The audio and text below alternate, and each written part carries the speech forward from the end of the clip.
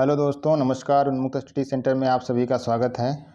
आज हम लोग इतिहास का प्रैक्टिस सेट नंबर 7 करेंगे। और यदि आप हमारे चैनल पर नए हैं तो हमारे चैनल को शेयर सब्सक्राइब करिए और हमारे चैनल के माध्यम से आप जीएस और करंट अफेयर का प्रैक्टिस सेट अवेलेबल है, आप वहां से प्रैक्टिस कर सकते हैं। आइए हम चलते हैं अपने पहले प्रश्न की तरफ। हमारा पहला प्रश्न है मिलाने वाला। ठीक है, तो देखिए इसमें संहिता दिया है, उपनिषद दिया है, तो इसका हो जाएगा ऋग्वेद का कौशितकी, और यजुर्वेद का आपका कठ हो जाएगा, सामवेद का आपका छंदोग्य हो जाएगा, अथर्ववेद का आपका मुंडक उपनिषद हो जाएगा। तो इस तरह इसका सही उत्तर क्या हो जाएगा? बी हो जाएगा। ठीक है, आगे बढ़ते हैं। अगला हमारा प्रश्न है निम्नलिखित में कौन हड़प्पा संस्कृत का सबसे विस्तृत नगर है? इसका सही उत्तर हो जाएगा डी, राखीगढ़ी। तो याद रखिएगा, प्रोफेसर सूरजभान और भगवान देव ने भगवान देव ने इसकी खोज किया था, और इसकी निचली सतह से पूर्व सिंधु सभ्यता तथा ऊपरी सतह से सिंधु सभ्यता के अवशेष मिले हुए हैं। ठीक है, कहाँ से? राखीगढ़ी से। आगे बढ़ते हैं। अगला प्रश्न है हमारा, हड़प्पा संस्कृति के किस स्थल से मनका बनाने का प्रमाण प्राप्त हुआ है? तो इसका सही उत्तर होगा आपका चान्होदड़ो, सी। ठीक है, और चान्होदड़ी की खोज 1931 में ANG मजूमदार ने किया था। और याद रखिएगा, यहाँ पर कोई दुर्ग नहीं मिला है। ठीक है, किसी प्रकार का दुर्ग नहीं मिला है। अगला हमारा प्रश्न है, हड़प्पा संस्कृत की मोहरों का सर्वाधिक प्रचलन रूप क्या था? तो इसका ध्यान रखिएगा, इसका सही उत्तर हो जाएगा आपका सी, वर्गाकार। ठीक है, अब तक लगभग 2000 मोहरें प्राप्त हुई हैं। अधिकांश मोहरें कहाँ से मिली हैं? मोहनजोदड़ो से मिली हुई हैं। ठीक है, आगे बढ़ते हैं। अगला प्रश्न है हमारा, उस स्थल का नाम बताइए जहाँ से अस्थायी जीवन के प्राचीनतम प्रमाण मिलते हैं। तो याद रखिएगा, ये मेहरगढ़ से मिलते हैं, और मेहरगढ़ से पूर्व ताम्रपाषाणिक और पराक हड़प्पा सभ्यता के अवशेष भी मिलते हैं। यहाँ पर कच्ची ईंटों के बने आयताकार मकान और मृदभांड मिले हैं। ठीक है, आगे बढ़ते हैं। अगला हमारा प्रश्न है, निम्नलिखित में किस उपनिषद में इतिहास पुराणों को शिष्यों को पढ़ाए जाने वाले विषयों की सूची में सम्मिलित किया गया? तो इसका सही उत्तर होगा बी, छांदोग्य उपनिषद में। ठीक है, और सत्यमेव जयते जो है आपका मुंडको उपनिषद से लिया गया है। अगला प्रश्न है, जल प्लावन की कथा जिसमें एक अलौकिक मछली द्वारा मनु की रक्षा करने का विवरण है, सविस्तार कहाँ मिलता है? तो इसका सही उत्तर हो जाएगा आपका शतपथ ब्राह्मण में। ठीक है, और शतपथ ब्राह्मण जो है आपका शुक्ल यजुर्वेद का ब्राह्मण ग्रंथ है, और यह सबसे बड़ा और सबसे प्राचीन ब्राह्मण ग्रंथ है शतपथ ब्राह्मण। ठीक है, भारतीय परंपरा में कौशेय शब्द का प्रयोग हुआ है? तो इसका सही उत्तर हो जाएगा रेशम के लिए हुआ है। ठीक है, अगला हमारा प्रश्न है, निम्न में शुक्ल यजुर्वेद की संहिता क्या है? तो इसका सही उत्तर हो जाएगा डी, वाजस्नेयी संहिता इसका है। अगला हमारा प्रश्न है, सुनह शेष की कथा जिसमें उसके पिता अजिगर्त द्वारा उसे हरिश्चंद्र को बेच देने का वर्णन उपलब्ध है। तो इसका सही उत्तर हो जाएगा ऐतरेय ब्राह्मण। ठीक है, और ऐतरेय ब्राह्मण का संबंध ऋग्वेद से है, जिसमें 8 मंडल हैं। किसमें? इसमें 8 मंडल है ऐतरेय ब्राह्मण में, और प्रत्येक मंडल में 5 अध्याय होने के कारण इसे पंचड़िका भी कहा जाता है। अतः कुल मिलाकर ऐतरेय ब्राह्मण में 40 अध्याय हैं। इसकी रचना का श्रेय महिदास ऐतरेय को दी गई है। ठीक है, आगे बढ़ते हैं। अगला प्रश्न है हमारा, शाक्यों ने गौतम बुद्ध की धातुओं पर एक स्तूप बनवाया, जैसा कि पिपरहवा अभिलेख से संकेत मिलता है। शाक्यों को परिनिर्वाण के बाद गौतम बुद्ध की धातुओं में से एक हिस्सा मिला था। इसका सही उत्तर हो जाएगा ए, आर दोनों सही है, और ए की सही व्याख्या आर है। ठीक है, आगे बढ़ते हैं। अगला प्रश्न है हमारा मिलाने वाला है। तो देखिए, इसका अस्मक पोतन हो जाएगा, अवंती महिष्मति हो जाएगा, कलिंग दंतपुर हो जाएगा, सौवीर रोरुक हो जाएगा। इसका सही उत्तर ए होगा, 1, 2, 3, 4। ठीक है, आगे बढ़ते हैं। अगला प्रश्न है हमारा, देखिए प्राचीन तक्षशिला किन नदियों के मध्य स्थित था? तो इसका सही उत्तर हो जाएगा सिंध और झेलम नदियों का मध्य स्थित था।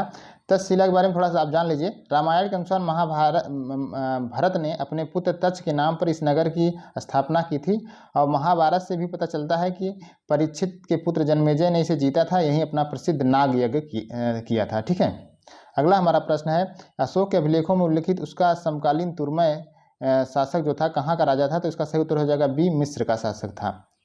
आगे बढ़ते हैं। अगला प्रश्न है, एक प्राचीन जैन स्तूप जो ईसा की प्रारंभिक शताब्दियों में समृद्ध स्थिति में था, पुरातात्विक उत्खनन में प्रकाश में आया। तो इसका सही उत्तर हो जाएगा ए, मथुरा। अगला प्रश्न है, किस विवाह में कन्या शुल्क देने की शर्त होती थी, उसे कौटिल्य ने निम्न नाम दिया? तो इसका सही उत्तर हो जाएगा असुर विवाह। ठीक है, ए। अगला हमारा प्रश्न है, उपनिषदकालीन दार्शनिक राजाओं में उनके राज्य संबंधी निम्न युग्मों में कौन सही सुमेलित नहीं है? तो इसका सही उत्तर हो जाएगा ए अजातशत्रु, अश्वपति, मद्र सही है आपका। ठीक है, जनक, विदेह और प्रौढ़जबली, पंचाल। ठीक है, आगे बढ़ते हैं। अगला प्रश्न है हमारा, निम्नलिखित सुमेलित कीजिए तथा सूचियों में दिए गए कूट के सही उत्तर चुनिए। तो शूद्रक मृच्छकटिकम है आपका, और विशाखदत्त मुद्रा राक्षस है, कालिदास विक्रमवर्षीय है, भवभूत उत्तर रामचरित है। इसका सही उत्तर ए हो जाएगा 1 2 3 4। आगे बढ़ते हैं। अगला प्रश्न है हमारा, किसके समीप एक कुषाण देवकुल प्राप्त हुआ है? तो इसका सही उत्तर हो गया सी, मथुरा से। अगला हमारा प्रश्न है, निम्नलिखित युग्मों में कौन सही सुमेलित नहीं है? तो इसका सही उत्तर हो जाएगा चंद्रगुप्त प्रथम कुमार देवी सही है, समुद्रगुप्त दत्त देवी सही है, चंद्रगुप्त द्वितीय ध्रुव देवी सही है। डी आपका गलत है। ठीक है, इसका सही उत्तर डी हो जाएगा। कुबेर नागा जो है चंद्रगुप्त प्रथम की रानी थी। ठीक है, योधो सिक्के पर, अगला प्रश्न है, योधो सिक्कों पर किस देवता का चित्रण है? तो इसका सही उत्तर हो जाएगा कार्तिकेय का। अगला हमारा प्रश्न है, गांधार शैली की बुद्ध मूर्तियों की मुखाकृति किस ग्रीक देवता पर आधारित है? तो इसका सही उत्तर हो जाएगा आपका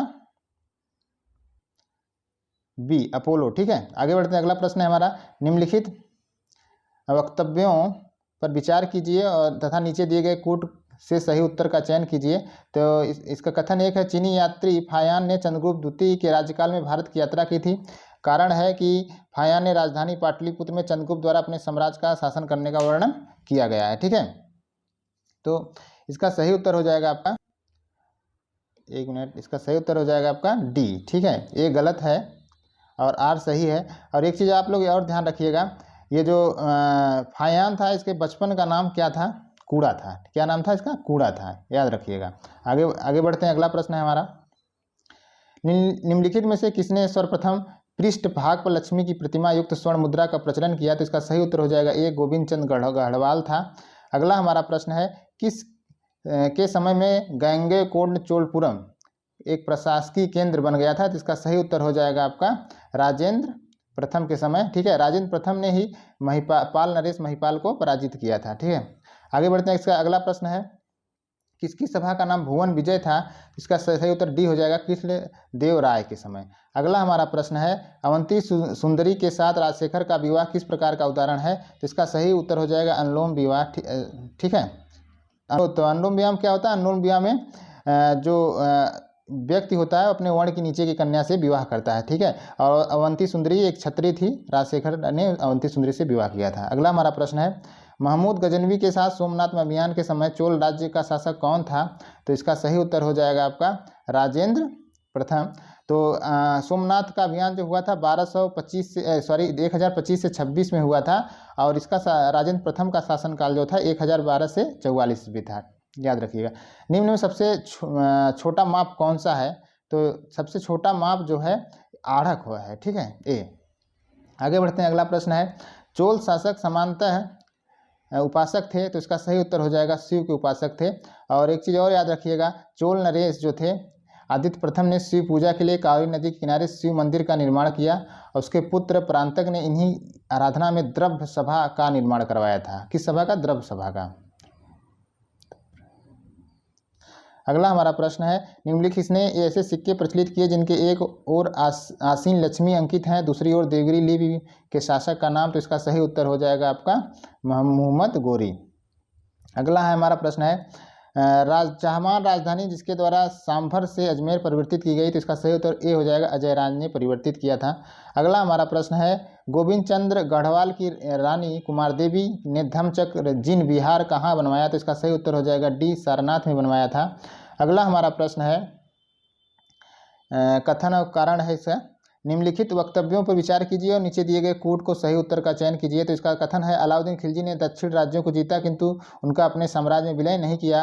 वह अपने साम्राज्य का विस्तार चाहता था किंतु अपने दायित्वों का वृद्धि नहीं चाहता था। तो इसका सही उत्तर हो जाएगा आपका ए। ठीक है, इसका सही उत्तर हो जाएगा ए आर दोनों सही है और ए सही व्याख्या कर रहा है। ठीक है, आगे बढ़ते हैं। हुड़ राजकुमारी आवल्य देवी किसकी रानी थी? तो इसका सही उत्तर हो जाएगा बी, कर्ण की रानी थी। अगला हमारा प्रश्न है, बलबन अपने साम्राज्य का विस्तार न कर पाने का कारण क्या था? उसके समय मंगोल भय बना हुआ था। ठीक है, उत्तर सी हो जाएगा।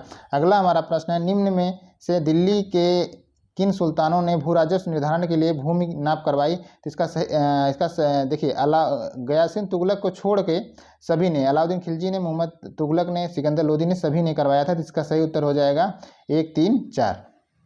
आगे बढ़ते हैं। अगला प्रश्न है, निम्न में कौन अपने को ब्रह्मक्षत्र कहता है? तो इसका सही उत्तर हो जाएगा सी, सेन वंश, क्योंकि पाल वंश के बाद बंगाल में शासन कौन किया? सेन वंश ने किया था। आगे बढ़ते हैं। अगला प्रश्न है, दिल्ली के किस सुल्तान के शासनकाल में राजकीय अनुवाद विभाग की स्थापना संस्कृत ग्रंथों के अरबी फारसी ग्रंथों के संस्कृत में अनुवाद के उद्देश्य से की गई? तो इसका सही उत्तर हो जाएगा ए, सिकंदर लोदी के समय की गई थी। अगला हमारा प्रश्न है, निम्नलिखित में कौन एक सुमेलित नहीं है? तो इसका सही उत्तर हो जाएगा आपका डी, दीवान-ए-रियासत। दीवान-ए-रियासत सुमेलित नहीं है, क्योंकि दीवान-ए-रियासत की स्थापना अलाउद्दीन खिलजी ने बाजार नियंत्रण के संबंध में की थी। और दीवान-ए-मुस्तखराज अलाउद्दीन खिलजी सही है, दीवान-अमीर कोई मोहम्मद बिन तुगलक सही है, दीवान-ए-खैरात फिरोज शाह तुगलक सही है। ठीक है। अगला हमारा प्रश्न है, निम्न सूफी संतों में कौन दिल्ली के 7 सुल्तानों का शासनकाल का प्रत्यक्षदर्शी था? तो इसका सही उत्तर हो जाएगा आपका निज़ामुद्दीन औलिया। शेख निज़ामुद्दीन औलिया का जो जन्म हुआ था 1240 में हुआ था। आगे बढ़ते हैं। अगला प्रश्न है, निम्नलिखित में कौन एक फिरोज शाह तुगलक के खुतबे में शामिल नहीं था? तो इसका सही उत्तर ए हो जाएगा, कुतुबुद्दीन उसके खुतबे में शामिल नहीं था। बलबन और कुतुबुद्दीन मुबारक शाह खिलजी, मोहम्मद बिन तुगलक सभी शामिल थे।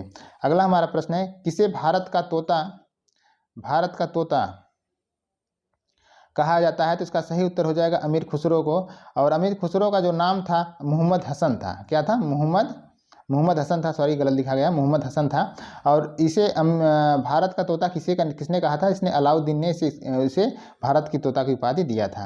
आगे बढ़ते हैं। अगला प्रश्न है, निम्नलिखित में कौन एक कुतुब मीनार के विषय में सही नहीं है? तो इसका सही उत्तर हो जाएगा आपका, ये 4 मंजिला है। तो ये 4 मंजिला नहीं, ये 3 ही मंजिला है। ठीक है।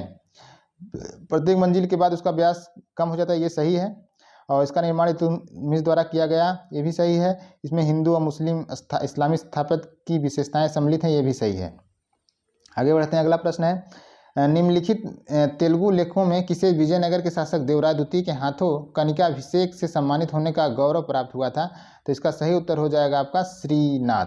ठीक है, बी, श्रीनाथ को। आगे बढ़ते हैं। अगला प्रश्न है, मोहम्मद बिन तुगलक निम्नलिखित योजनाओं के जो कालानुक्रम में व्यवस्थित कीजिए। देखिए, राजधानी परिवर्तन वो कब किया था? 1236 से 26 से 37 में। दोआब वृद्धि 1325 से 27 में। सांकेतिक मुद्रा का प्रचलन 1339 से 30 में। खुरासन अभियान जो था 1330 से 31 में किया था। तो इसका सही उत्तर हो जाएगा आपका 2, 1, 3, 4 सी। आगे बढ़ते हैं। अगला प्रश्न है, प्रसिद्ध हजारा मंदिर का निर्माण किसके द्वारा कराया गया? तो इसका सही उत्तर हो जाएगा देवराय द्वारा कराया गया था। अगला हमारा प्रश्न है, अभिजात्य के निम्नलिखित नस्लीय गुटों में कौन एक अजम में मंगोल आक्रमणकारी दिल्ली आया? तो इसका सही उत्तर हो जाएगा बी, ताजिक थे। आगे बढ़ते हैं। अगला प्रश्न है, बाबर के उत्तराधिकारी के रूप में प्रधानमंत्री मीर खलीफा हुमायूं के स्थान पर किसका पक्षधर था? तो इसका सही उत्तर हो जाएगा डी, मेहदी ख्वाजा। अगला हमारा प्रश्न है, निम्नलिखित किसने रामचंद्रिका और रसिक प्रिया जैसी प्रसिद्ध कृतियों की रचना की थी? तो इसका सही उत्तर हो जाएगा केशव। कहा जाता है तुलसीदास ने इनको बेइज्जत कर दिया था, इसलिए इन्होंने रामचंद्रिका जो है एक ही रात में लिख डाली थी अपने इंसल्ट की वजह से। अगला हमारा प्रश्न है, निम्नलिखित कृतियों में कौन हुमायूं की खगोल और ज्योतिष की रचना से प्रदर्शित करती है? तो इसका सही उत्तर हो जाएगा सी, कानून हुमायूनी। अगला हमारा प्रश्न है,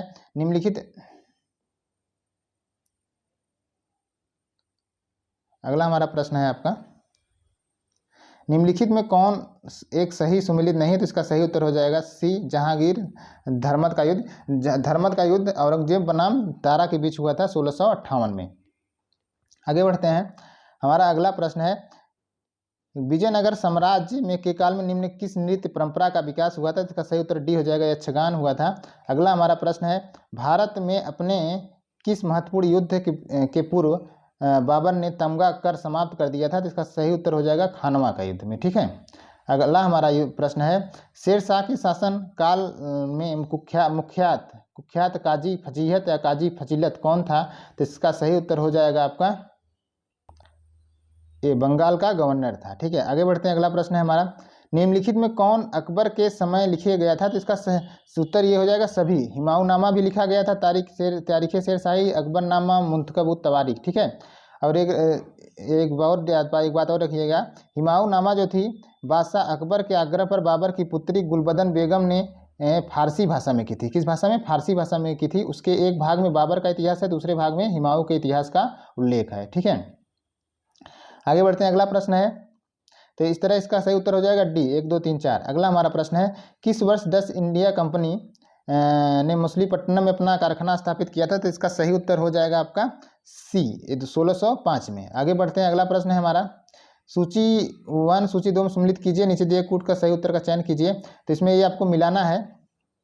देखिए, बुलंद दरवाज़ा जो था अकबर ने निर्माण कराया था, और अलाई दरवाज़ा आपका निर्माण अलाउद्दीन खिलजी ने करवाया था। मोती मस्जिद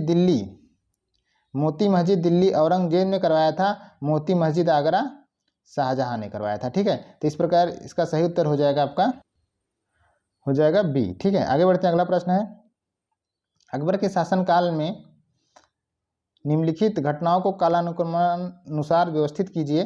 तो इसमें आपका हो जाएगा, उज्बेक विद्रोह जो हुआ था आपका 1564 में हुआ था। दाग प्रथा का प्रारंभ 73 34 74 में हुआ था। कश्मीर विद्रोह 1586 में हुआ था। तो इसका सही उत्तर हो जाएगा 1 2 3 4, 1 2 3। ठीक है, खुर्रम ने अपने विद्रोह के बाद समर्पण की शर्तों के अनुपालन में किन 2 पुत्रों को जहांगीर के दरबार में भेजा था? तो इसका सही उत्तर हो जाएगा दारा और औरंगजेब को। अगला हमारा प्रश्न है, दारा सिकोह की तरह कौन वेदों को ईश्वर द्वारा प्रकट पुस्तक मानता था? तो इसका सही उत्तर हो जाएगा आपका मिर्ज़ा मजहर जान ए जहां नक्शबंदी, याद रखिएगा। अगला हमारा प्रश्न है, निम्नलिखित में मुगल शासकों में से किसने साम्राज्य के प्रमुख सद्र को अपदस्थ कर दिया था? तो अकबर और औरंगजेब ने इन्होंने प्रमुख सद्र को अपदस्थ कर दिया था। ठीक है, इसका सही उत्तर हो जाएगा 1 और 4, डी सी। अगला हमारा प्रश्न है, शाहजहां कालीन स्थापत्य की 2 प्रमुख विशेषताएं क्या थी? तो इसका सही उत्तर हो जाएगा आपका बी। ठीक है, 1 और 2, संगमरमर का प्रयोग, घुमावदार मेहराब। ठीक है, आज का दोस्तों आज इतना ही क्वेश्चन। शेष क्वेश्चन हम अगले भाग में करेंगे। धन्यवाद।